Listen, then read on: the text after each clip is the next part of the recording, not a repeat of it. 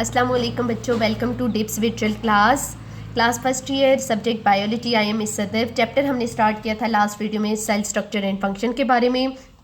Cell structure and function के बारे में उसमें हम लोगों ने क्या पढ़ा था कि ये बायो की कौन सी ब्रांच में इनको स्टडी करती हैं, सेल बायोलॉजी में। इसके अलावा सेल के इम्पोर्टेंस के बारे में बताया था कि जो सेल हैं वो हमारे पास स्ट्रक्चरल एंड फंक्शनल यूनिट है लिविंग ऑर्गेनिज्म का।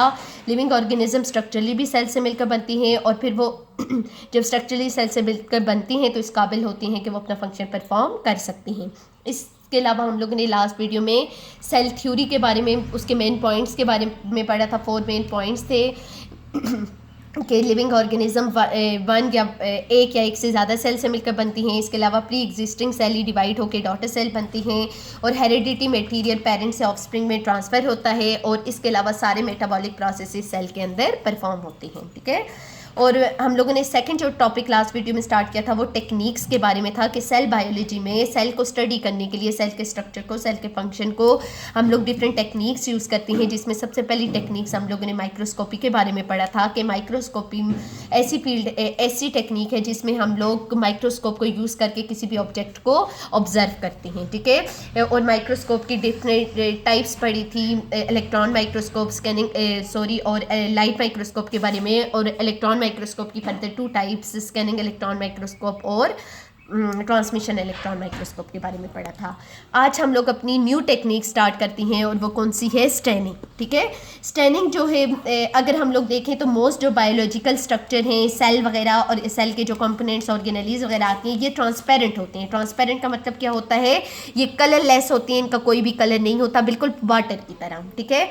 तो ऐसी चीज़ जो बिल्कुल ट्रांसपेरेंट है, ट्रांसपेरेंट चीज़ जिसके कंपोनेंट्स बेशक अंदर प्रेजेंट है लेकिन वो हमें विजिबल, ट्रांसपेरेंट होने की वजह से नज़र नहीं आते, तो उसे माइक्रोस्कोप के नीचे ऑब्जर्व करना बहुत ज़्यादा मुश्किल होता है। ठीक है।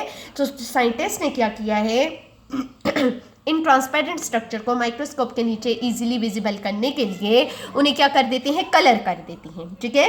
तो अब वो कलर किससे करती हैं? स्टेन से कलर करती हैं, किसी डाई से कलर करती हैं या किसी रिएजेंट से कलर करती हैं। ठीक है। जब हम लोग किसी भी एक कंपोनेंट को डाई कर लेती हैं, कलर कर देती हैं, तो ये कलर होने की वजह से बाकी सारे पार्ट से क्या होता है? अलग नज़र आता है, सेपरेट होके हमें माइक्रोस्कोप के नीचे क्लियरली नज़र आता है। तो स्टेनिंग हमारे पास ऐसी टेक्निक है, ऐसा प्रोसेस है जिसमें हम किसी भी स्पेसिमेन, किसी भी ऑब्जेक्ट को, वो स्पेसिमेन ऑब्जेक्ट सेल हो सकता है, सेल का कोई कंपोनेंट हो सकता है, कोई माइक्रो ऑर्गेनिज्म हो सकते हैं। ठीक है। उसे हम लोग माइक्रोस्कोप के नीचे इजीली एग्जामिन करने के लिए, ऑब्जर्व करने के लिए हम लोग उसे ट्रीट कर देते हैं किसी रिएजेंट के साथ, किसी डाई के साथ या किसी स्टेन के साथ। ठीक है। तो इसके रिजल्ट में वो क्या हो जाता है, कोई वो वाला पार्ट कलर हो के बाकी सारे पार्ट से डिफ्रेंशिएट हो जाता है। ठीक है।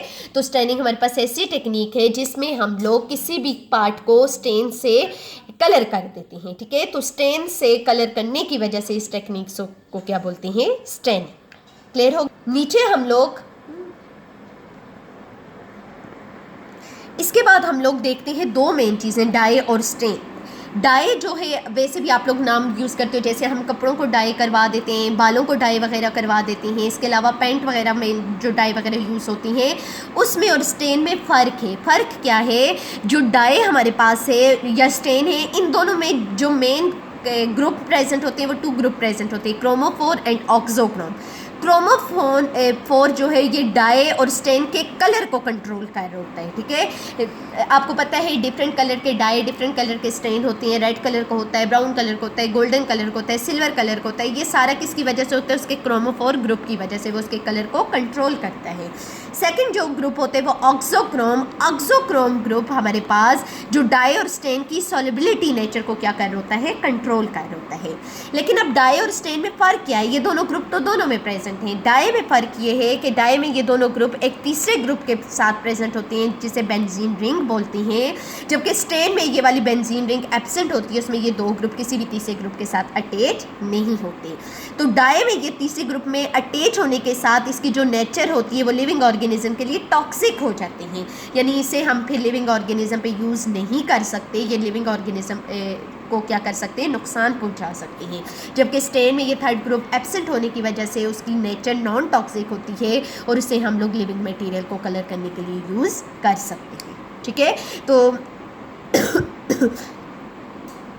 की नॉन टॉक्सिक नेचर होने स्टेन की नॉन टॉक्सिक नेचर होने की वजह से इसे लिविंग मटेरियल को कलर करने के लिए यूज किया जाता है, जबकि डाई की टॉक्सिक नेचर होने की वजह से इसे नॉन लिविंग मटेरियल को कलर करने के लिए यूज किया जाता है, जैसे कपड़े वगैरह को रंगने वगैरह के लिए।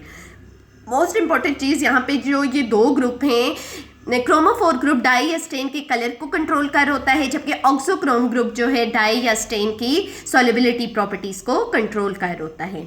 नेक्स्ट हम लोग आते हैं स्टेन की टाइप्स की तरफ। डिफरेंट टाइप के स्टेन्स हैं। सबसे पहले वाइटल स्टेन, जो हम लोग स्टेन यूज़ करते हैं स्टेनिंग करने के लिए, उन्हें लेस कंसंट्रेशन में यूज़ किया जाता है, जो कि नॉन टॉक्सिक होते हैं, लिविंग थिंग्स या मटेरियल्स को कलर करने के लिए यूज़ किया जाता है इन्हें। ठीक है, तो ऐसा स्टेन जिसे लेस कंसंट्रेशन में यूज़ किया जाए, नॉन टॉक्सिक हो, लिविंग मटेरियल में को कलर करने के लिए जिसे यूज़ किया जाए, उसे हम क्या बोलेंगे? Vital stain. दोबारा मैं रिपीट कर लेती हूँ। वाइटल स्टेन हमारे पास मेजर स्टेन है जिसे हम लोग लेस कंसंट्रेशन में यूज़ करते हैं, नॉन टॉक्सिक चीज़ों के लिए यूज़ करते, जो कि नॉन टॉक्सिक होता है और लिविंग मटेरियल्स को कलर करने के लिए यूज़ करती हैं। ऐसे स्टेन्स को हम लोग वाइटल स्टेन कहते हैं। इसके अलावा दो और टाइप के स्टेन है, principal stain and counter stain. ऐसा समटाइम ऐसा होता है बच्चों कि हम एट अ टाइम दो स्टेन को यूज़ करते हैं। यानी पहला स्टेन हम लोग इस कंपोनेंट को, जैसे माइटोकॉन्ड्रिया को अगर हम लोगों ने स्टडी करने के लिए इसे रेड स्टेन से कलर कर दिया, ठीक है, लेकिन हमें फिर भी ये माइक्रोस्कोप के नीचे प्रोमिनेंट नहीं हो रहा बाकी सारे बैकग्राउंड से, तो हम लोग क्या करते हैं? एक और स्टेन यूज़ करते हैं। इस पहले वाले स्टेन को प्रोमिनेंट करने के लिए बैकग्राउंड में किसी दूसरे स्टेन को यूज़ कर दें, जैसे यहाँ पे हम क्रीम कलर के या हाफ वाइट कलर को यूज़ कर लें, स्टेन को हाफ वाइट कलर को जैसे यूज़ कर लें। ठीक है, जैसे हम दूसरे हाफ वाइट या क्रीम कलर के किसी भी स्टेन को यूज़ करें तो बैकग्राउंड हाफ वाइट होने की वजह से जो रेड कलर होगा, जो पहला हमारा स्टेन होगा, वो ज़्यादा प्रोमिनेंट हो जाएगा, ज़्यादा क्लियरली विजिबल आएगा हमें माइक्रोस्कोप के नीचे। तो वो वाला स्टेन जो हम लोग फर्स्ट स्टेन यूज़ करते हैं, जब हम लोग किसी भी दो स्टेन को यूज़ करें तो उसमें से जो पहला स्टेन हम लोग यूज़ करते हैं, इसको हम क्या बोलेंगे? Principal stain. ठीक है, और इस स्टेन को प्रोमिनेंट करने के लिए जो दूसरा स्टेन बैकग्राउंड में यूज़ कर रहे हैं, उसे क्या बोलेंगे? Counter stand. ठीक है, तो प्रिंसिपल स्टेन कौन सा है? जब हम लोग टू स्टेन्स को एट अ टाइम यूज़ करें तो उसमें से जो पहला वाला स्टेन है हमारे पास, उसे हम लोग क्या बोलेंगे? जो फर्स्ट स्टेन है उसे प्रिंसिपल स्टेन बोलेंगे, और जो सेकंड स्टेन यूज़ कर रहे हैं फर्स्ट को प्रोमिनेंट करने के लिए, उसे हम बोलेंगे काउंटर स्टेन। तो तीन टाइप के स्टेन्स को भी मैंने यहाँ पे डिस्कस किया, एक vital stain, principal stain and counter stain. Counter stain और प्रिंसिपल स्टेन दोनों किस कैटेगरी में आ जाते हैं? वाइटल स्टेन में, क्योंकि ये सारे भी लेस कंसंट्रेशन में यूज़ किए जाते हैं, नॉन टॉक्सिक होती हैं और लिविंग मटेरियल्स को यूज़ कलर करने के लिए यूज़ किया जाता है इन्हें। नेक्स्ट अभी हम लोग जाते हैं स्टेनिंग की फर्दर टू और टाइप्स हैं स्टेन्स की हमारे पास, मगर किसकी बेस पे? ऑन द, ठीक है, अभी हम लोग टाइप्स को डिस्कस कर रहे हैं ऑन द बेसिस ऑफ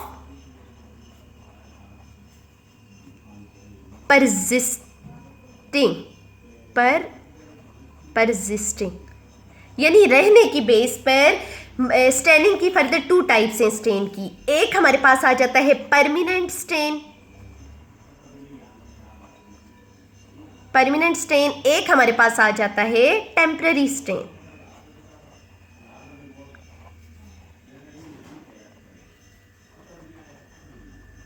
ठीक है, जो परमानेंट स्टेन है वो वाला स्टेन होता है जो कि परमानेंटली रह होता है, यानी कि ऐसा स्टेन जब हम लोग अपना किसी भी टिश्यू या किसी भी सेल वगैरह को, सेल के कंपोनेंट्स को जब हम लोग कलर करते हैं तो वो कलर हुआ पार्ट पूरी ज़िंदगी के लिए या लंबे अरसे तक जो है वो कंपोनेंट जो है कलर ही रहेगा।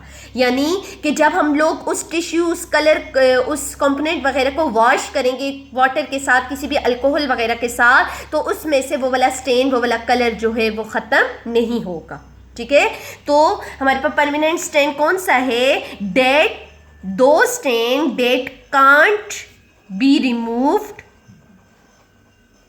From tissues. ठीक है, जो कि हमारे पास टिश्यूज वगैरह से रिमूव नहीं हो सकते और लॉन्ग टाइम के लिए ये वाला जो स्टेनिंग है या जो कलर है वो उस टिश्यूज़ या सेल के कंपोनेंट्स वगैरह में रहता है। जबकि टेम्पररी स्टेन नेम इंडिकेट कर रहा है कम वक्त के लिए। ऐसा stain that can be removed from tissues. ठीक है कि ये वो वाला स्टेन आता है जब हम इसे वाटर या किसी अल्कोहल वगैरह से वॉश करेंगे तो ये रिमूव हो जाएगा और दोबारा से जो कंपोनेंट्स है उसका ओरिजिनल कलर विजिबल हो जाएगा। ठीक है, और इसका हम कह सकते हैं कि ये शॉर्ट टाइम के लिए ही रहता है। क्लियर हो गया बच्चों?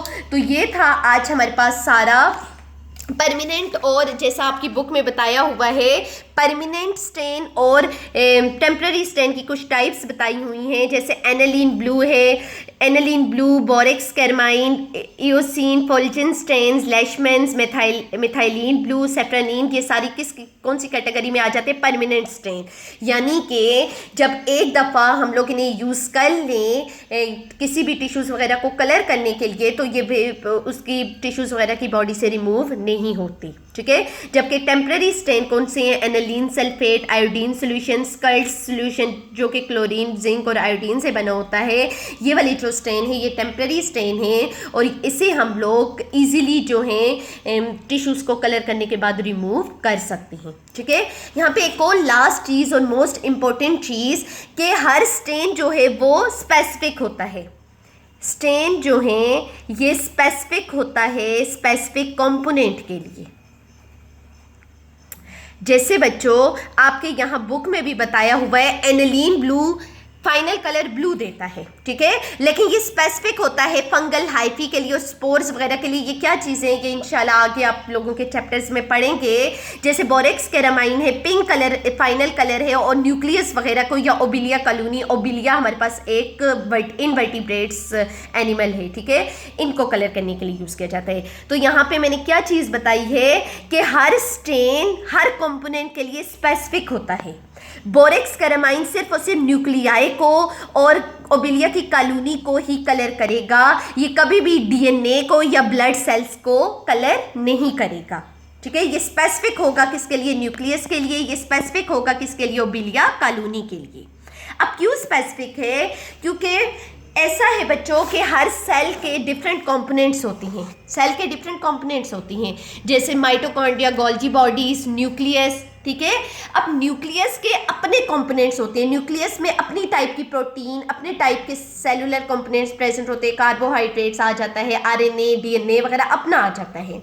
जबकि जो हमारे पास कंपोनेंट्स आ जाते हैं, ये जो साइटोप्लाज्म है उसकी प्रोटीन, उसके कार्बोहाइड्रेट वगैरह न्यूक्लियस से क्या होते हैं? चेंज होते हैं। ठीक है, तो जो स्टेन न्यूक्लियस के लिए स्पेसिफिक होता है वो वाला स्टेन जाके सिर्फ और सिर्फ बॉन्डिंग किसके साथ करता है? न्यूक्लियस की प्रोटीन्स वगैरह के साथ, न्यूक्लियस के सेलुलर कंपोनेंट्स के साथ। वो कभी भी जाके साइटोप्लाज्म के सेलुलर कंपोनेंट्स के साथ बॉन्डिंग नहीं कर सकता।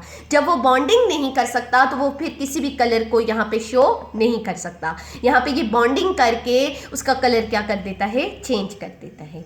तो इसी वजह से हम कहते हैं हर स्टेन हर कंपोनेंट्स के लिए क्या होता है? स्पेसिफिक होता है और हर स्टेन का अपना फाइनल कलर होता है।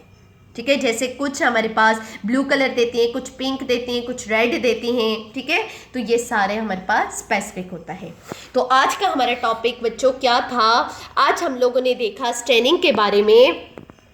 स्टेनिंग हमारे पास ऐसी टेक्निक है, ऐसा प्रोसेस है जिसमें हम ऑब्जेक्ट्स को या स्पेसिमेंट्स को माइक्रोस्कोप के नीचे अच्छी तरह स्टडी करने के लिए उसे रिएजेंट, डाई या स्टेन से क्या कर देती हैं? कलर कर देती हैं। इसके अलावा मैंने आपको ये बताया कि क्योंकि स्टेन से कलर करने की वजह से इस टेक्निक को क्या बोलते हैं? स्टेनिंग। ठीक है, इसके अलावा मैंने आपको डाई और स्टेन में डिफरेंस बताया। डाई जो है उसे हम लोग कभी भी लिविंग जैसे सेल वगैरह को, जैसे माइक्रो ऑर्गेनिज्म वगैरह को स्टडी करने कलर करने के लिए यूज़ नहीं करते क्योंकि ये टॉक्सिक होता है। क्यों टॉक्सिक होता है? क्योंकि इसमें जो दो ग्रुप है वो बेंजीन रिंग के साथ अटैच होती हैं। जबकि स्टेन जो है, स्टेन को हम लोग इसमें भी दो ग्रुप प्रेजेंट होते हैं लेकिन ये किसी भी थर्ड ग्रुप बेंजीन रिंग के साथ अटैच नहीं होते, तो ये नॉन टॉक्सिक होते हैं और इसे हम लोग लिविंग मटेरियल को कलर करने के लिए यूज़ यूज़ करते हैं। इसके अलावा मैंने आप लोगों को स्टेनिंग की डिफरेंट टाइप्स बताई हैं। एक वाइटल स्टेन है जिसे लेस कंसंट्रेशन में यूज़ किया जाता है, नॉन टॉक्सिक होता है, लिविंग मटेरियल को कलर करने के लिए यूज़ किया जाता है। प्रिंसिपल स्टेन और काउंटर स्टेन का बताया है कि जब दो स्टेन को हम एट अ टाइम यूज़ करेंगे तो पहले वाले स्टेन को प्रिंसिपल स्टेन बोलेंगे और सेकंड स्टेन को हम क्या बोलेंगे, काउंटर स्टेन। इसके अलावा हम लोगों ने टाइप्स उसकी परसिस्टिंग की बेस में बताई थी कि दो टाइप के स्टेन, एक परमानेंट स्टेन, दूसरा टेम्पररी स्टेन। परमानेंट स्टेन वो वाला होता है जिसे हम लोग टिश्यू से कभी भी रिमूव नहीं कर सकते जब एक दफ़ा उसे कलर कर दें, और टेम्पररी स्टेन वो वाला स्टेन होता है जिसे हम लोग टिश्यू से रिमूव कर सकते हैं ईजिली और टिश्यू अपने ओरिजिनल कंडीशन में, ओरिजिनल कलर में वापस आ सकते हैं। तो ये था हमारा सारा आज का स्टेनिंग का प्रोसेस। होमवर्क आप लोगों का बच्चों ये है कि आप लोग ये स्टेनिंग वाला प्रोसेस अपनी बुक से, ठीक है, स्टेनिंग वाली जो टेक्निक है अपनी बुक से अच्छी तरह स्टडी करें और जो ना समझ आए वो मुझसे क्वेश्चंस करें। अल्लाह हाफिज़।